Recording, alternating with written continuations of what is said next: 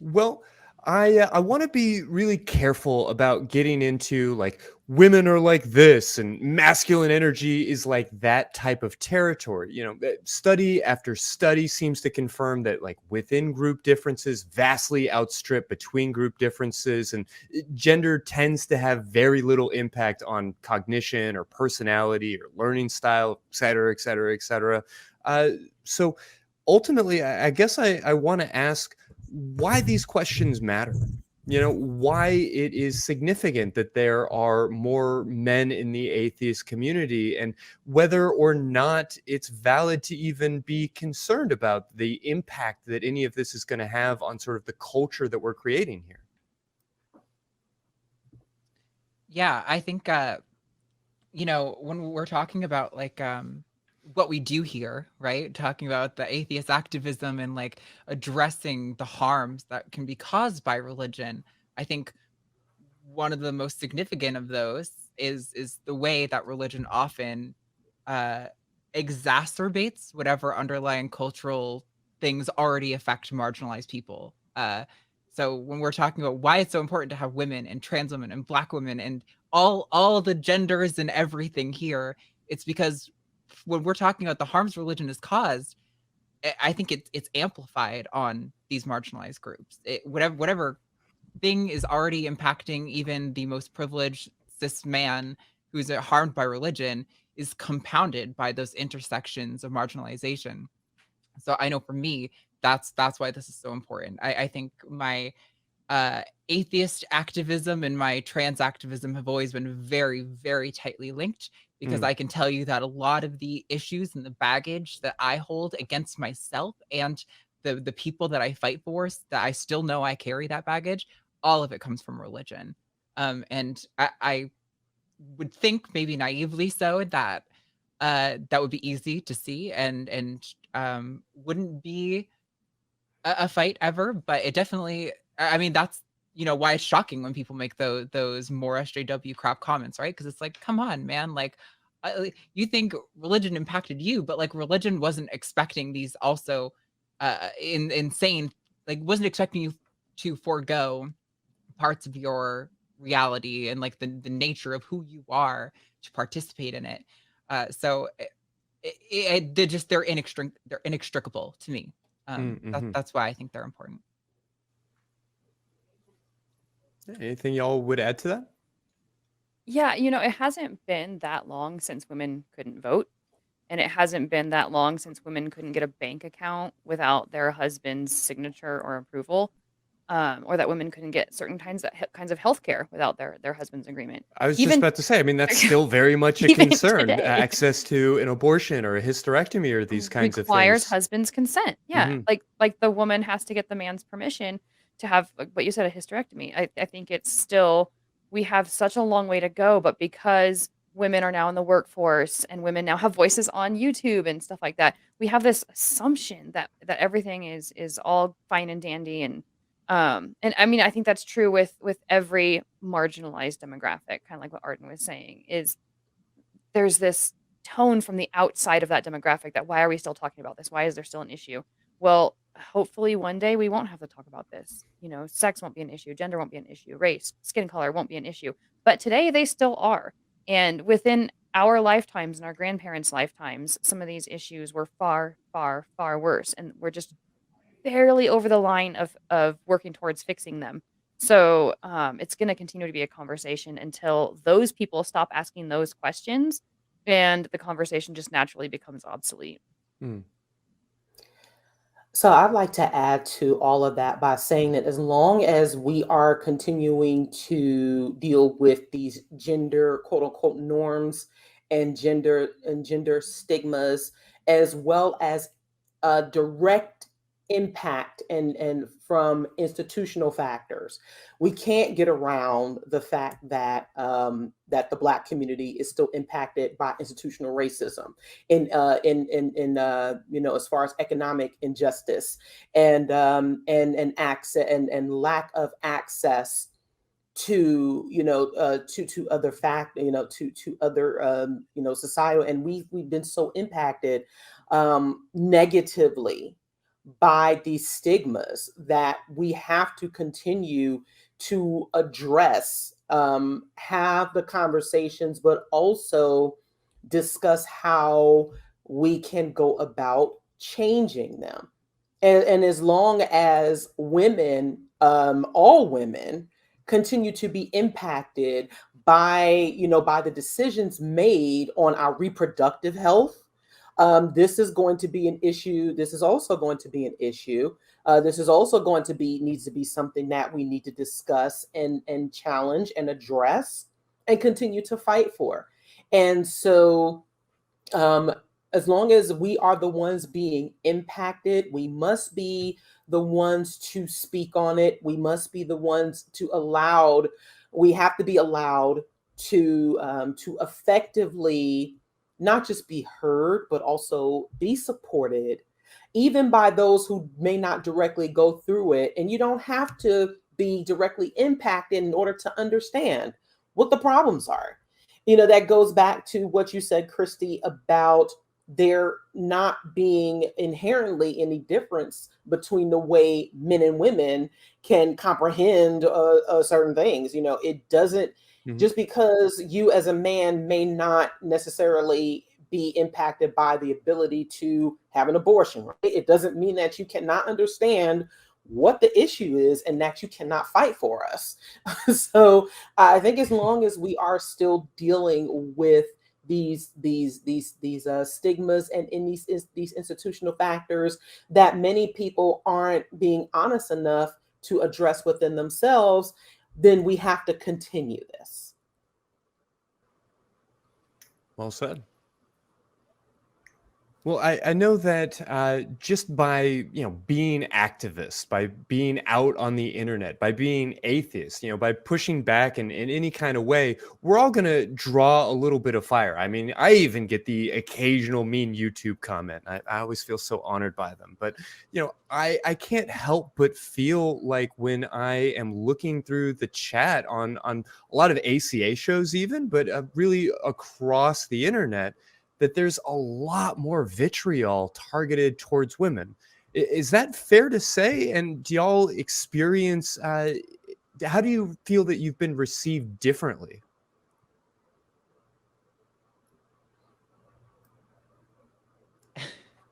I mean, like, I think there's maybe an interesting conversation here. I don't know exactly about how I'm received by the people who are watching, but like, I think it's worth recognizing that like when women are held to the standard of like not only having to justify our intellect or the point we're making or something like that, there's also the expectation that we be ready to look at for people. And I think a lot of the voices that get to the front are not just the voices that people want to hear, but they're the faces that people want to see. And I think because of that, sometimes a lot of these hateful people might like target your looks or something like that, because it's just a cheap way to knock you down a peg. They know that probably there are 50 people who are just like you, just as educated as you, but aren't forward facing because maybe they aren't as pretty as you or something. And so they can try to be like, they can either try to use that to tear you down or to just insult your appearance. I mean, that's so it's common. like The ACA has been great about regulating that. I know they have a very strong policy about commenting on host appearance, which I think is so helpful for women and queer people coming into the conversation. And yeah, I think that's something that this organization at least is very strong about. Yeah, it seems innocuous at first to be like, oh, she's so pretty or these kinds of things, but you really do get it from both ends, because it's either like, I agree with you or disagree with you, but it's either you're ugly and ridiculous, or you are so pretty that that's the only reason that you're here. That nothing that you really said matters. And I definitely see that showing up in so many places online, particularly in these activist circles. Yes, there are still so many people who are adhering again to these stereotypes, as well as these the unfair burden that we as women have to deal with, as far as like proving ourselves, right? Like, and we've talked about this, Lauren and Arden, we definitely said that, right? We have to work twice as hard to prove that we are just as worthy, if not more so, of the support that we need, as well as our voices being taken seriously. And oftentimes we often are the first to be subjected to be the butt of the jokes, or the butt of the subject of cruelty, when it comes to the comments, when it comes to how women are viewed. There is still a lot of negativity geared towards women.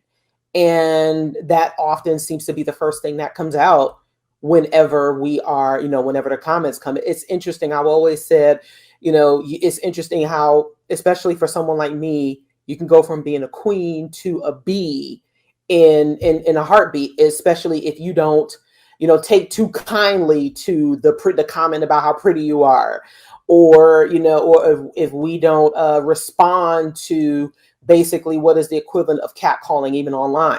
So the moment we don't respond to that in a quote unquote positive way, oh, well, she's bitchy, or she's this and she's that. And then that makes us even more susceptible and more of a target. And like you said, I mean, once we put ourselves out there, we kind of expect it. Like I said, I have learned a long time ago to not take certain YouTube comments seriously. But at the same time, it doesn't mean that we're inhuman, and it doesn't mean that they don't affect us. And I think the more people see us as being human, even though you may see us on these shows and on these screens, we are still human beings, and we still feel, and we have every right not to be accosted in such a way. Yeah, sorry, I want Laura to be able to get in here. Like, an example that comes to mind is, I know that when I was on AXP with Shannon just last weekend, like, people always are commenting, either you use too big of words, I can't understand you, or like, oh, I can't understand X feature about her, or I can't stand it. It's this weird standard of having to like toe this line that's very narrow, right in the middle. If you go too far to the right of it, there's criticism. If you go too far to the left of it, there's criticism. You have to toe such a perfectly fine line to be an effective activist who people will listen to and platform, and to have your voice heard and respected and taken seriously. It's I think something that probably no one here has mastered. And if anyone does have it mastered, like, send me a book or something. I'd love to know your secrets.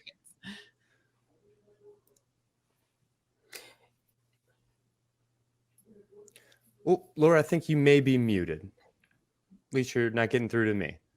I did. I was muted so I could drink and not have you guys hear the slurping. But yeah, I think once again, it comes back to a matter of exposure, where Arden and Mandisa have both been on a lot more popular shows and have a lot more exposure to people in chat and stuff like that. Whereas I'm kind of small potatoes and relatively new-ish to the scene. So I haven't really gotten a lot of vitriol or a lot of comments in chat. I have gotten a little bit of the catcalling, mostly in private. Things like, wow, you're hot or whatever. But it's been more, it's been easier to ignore because it's just not that prevalent for me, whether it's a yet or at all. But one thing I did think about while the two of them were talking is a lot of my negativity that I've experienced being out here and on the platform is my own self-doubt, is my own. All right, well, we'll work on getting Laura's connection cleared up. But I wanted to ask how having fewer women within our community harms or maybe changes the community itself. Obviously, we've been talking about what it's like to be a woman in this community, but how is our community damaged by that?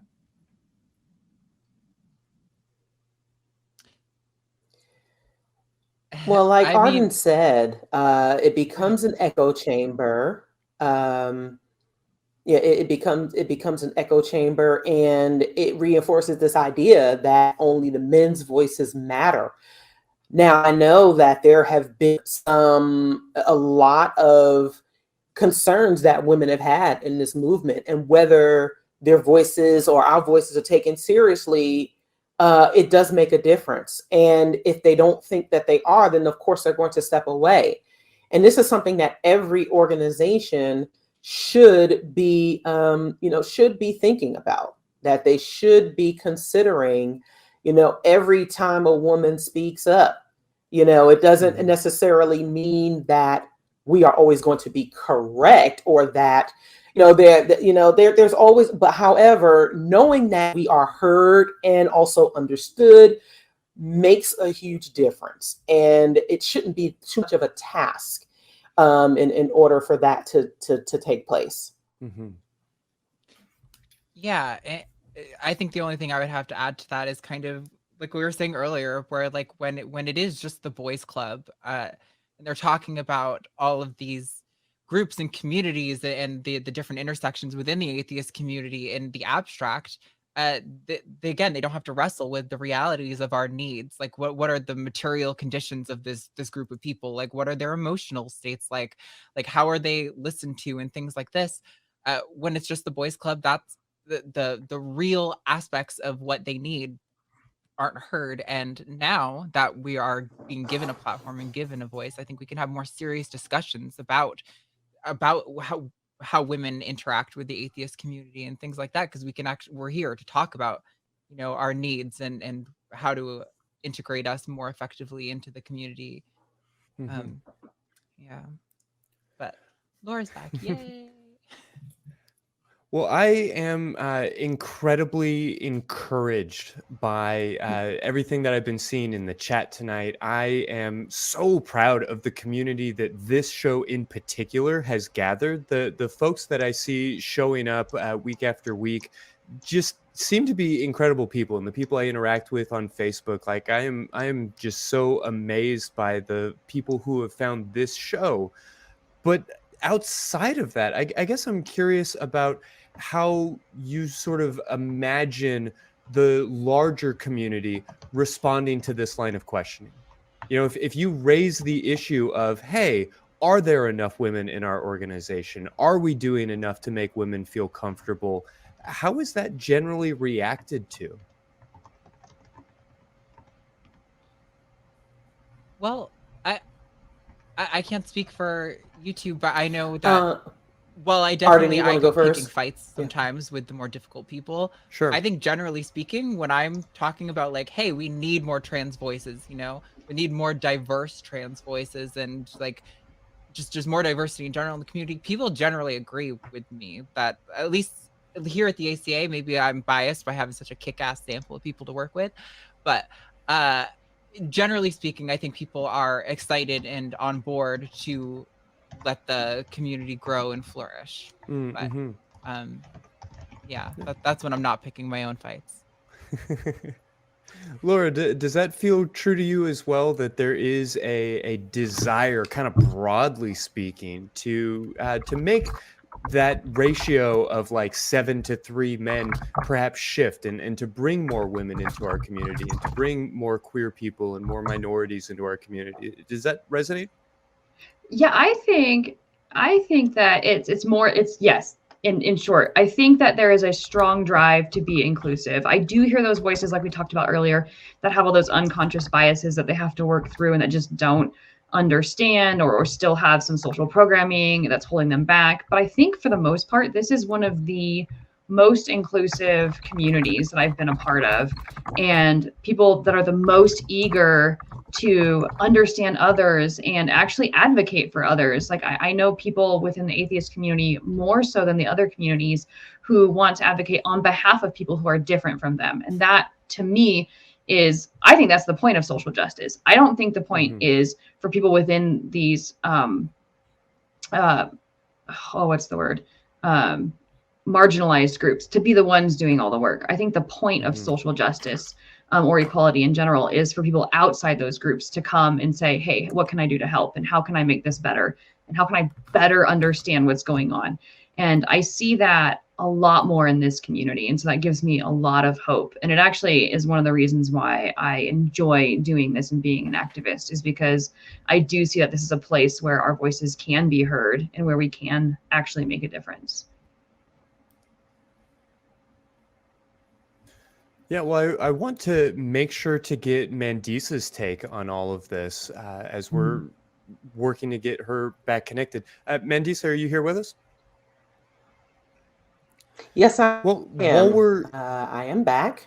Yeah, fantastic. I'm really interested in your take as to whether or not there's like a meaningful push to make the atheist community, at least in large organizations, more accessible to women, to queer folks, to minorities of different stripes. Do you feel like the leadership in general is pulling in the right direction? Yeah, so that's I will say overall yes. What I have Sure. found over the years is that there's a tendency to be defensive. And I can understand that because the organizations are trying to do their best with the resources that they have, right? And some of them are a bit older, some of them are a bit more they kind of cater to their larger donor base or who their larger donors are, which can be an issue. Hmm. So they have Sure. their hearts are in the right place. There may be my concern is the consistency, you know, just only doing it for a period of time and then it stops. That's the concern I have because the changes need to be more long term.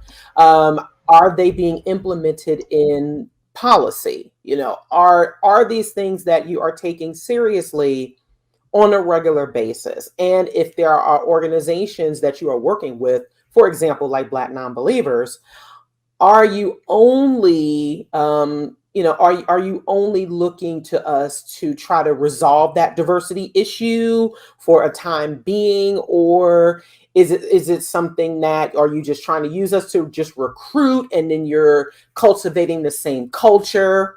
And so there are a lot of things that go into what needs to change. And usually and what happens is sometimes there's a fear, whether it's recognized or not, that when you have more women, when you have more people of color, that things that there are traditions that are going to be challenged, and there are people who are scared of that. Mm-hmm. um and I've seen this happen as I've served on various boards and worked with other organizations.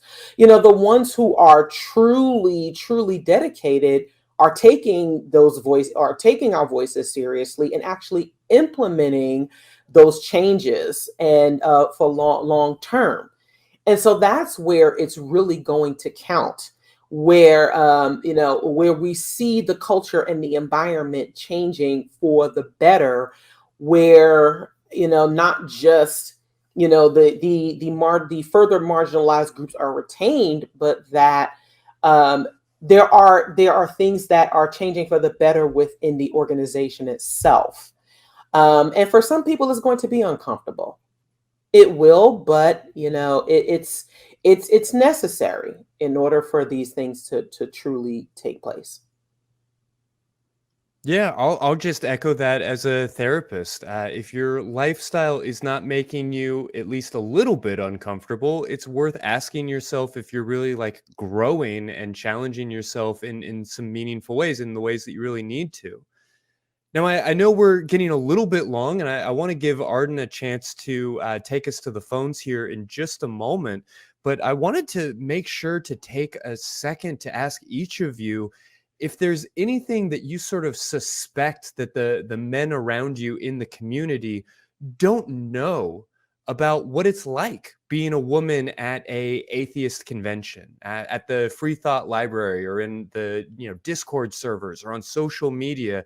Is there anything that you imagine the men around you just don't know about your experience? I mean, I feel like there's a lot of things.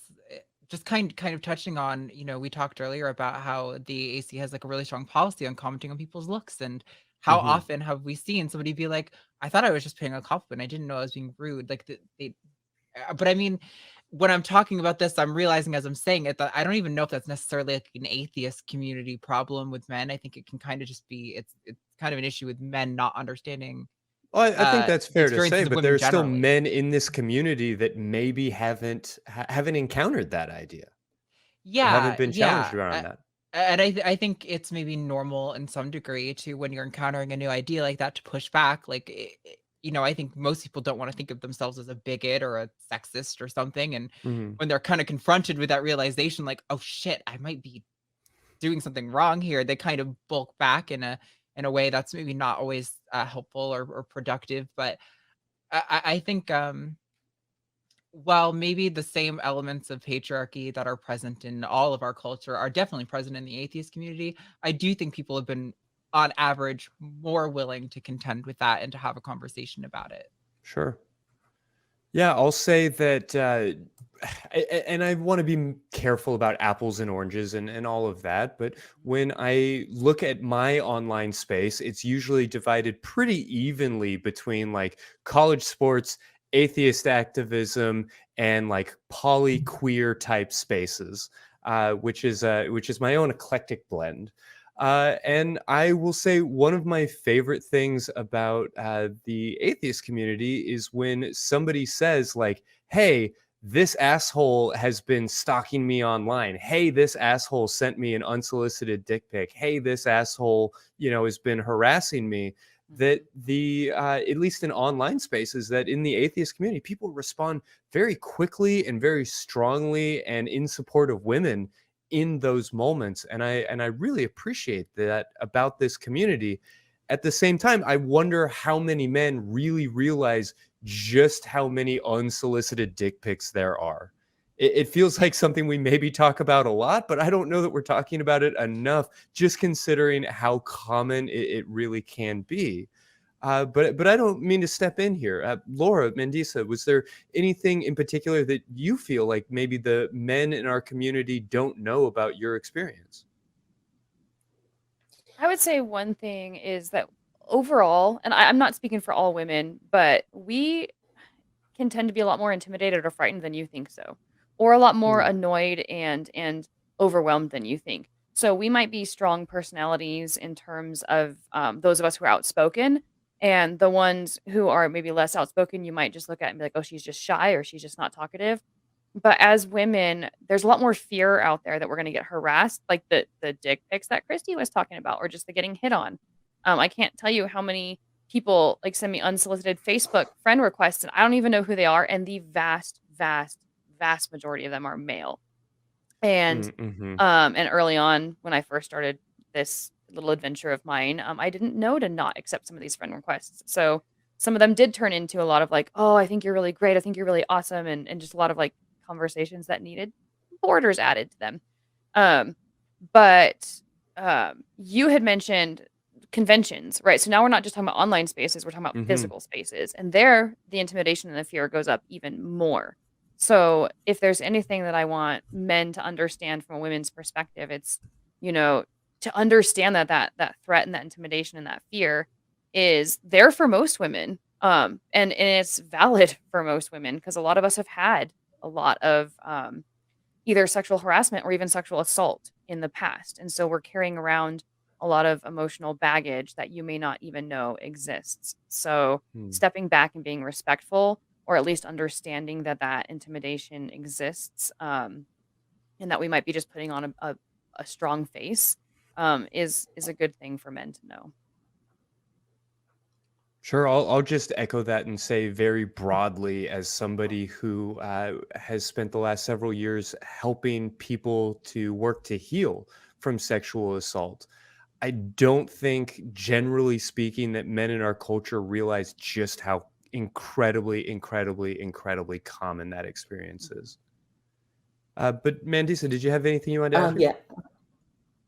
Yes, I think it's important for more men to understand that, and I'm going to go a bit of the opposite of Laura, that, some of us are, many of us are approachable, but at the same time, you don't just get to approach us simply with your point of view, and that they should be opening to listening. And then when we tell them when we tell you what we need, then it's not just oh, well, you just get up and do it because I told you to, but take us seriously, when we tell you something, and learn how to kind of read your room, learn how to to kind of interpret and think about what someone I may be thinking, or, take some cues here. If someone doesn't want to be bothered, then you need to back away. And if someone tells you something that, or if they don't necessarily agree or they're not interested, that isn't your opportunity to try to push more. And I will say that I've encountered a lot of respectful people. Most of the conventions that I attend tend to be pretty fun. There are some great people there. There are quite a few incidents of harassment. And, I definitely think, and I am one that, Christy, you were talking about online spaces and how, we manage that. I know I manage that. And most of our men in BN will tell you that I manage our online spaces very, very efficiently. And if someone is being problematic, then, hey, they are removed, because sometimes you have to do that. But I will say that for the in-person interactions, there are a lot of people who I found to be very, very respectful, very friendly, but sometimes very awkward, and sometimes you don't know when to stop the conversation and know when you should at least give a person space. And I think there are more men shouldn't always have to tell you what that is. Sometimes you just try to understand and ask questions. Is this okay? Is this if you have, definitely ask more questions about what we may be feeling in that moment, in order to improve our engagement. Yeah, well, I really appreciate you kind of wrapping up this conversation on that positive note, and just knowing that we're doing a lot of things right within this community, even if there is definitely things to be working on.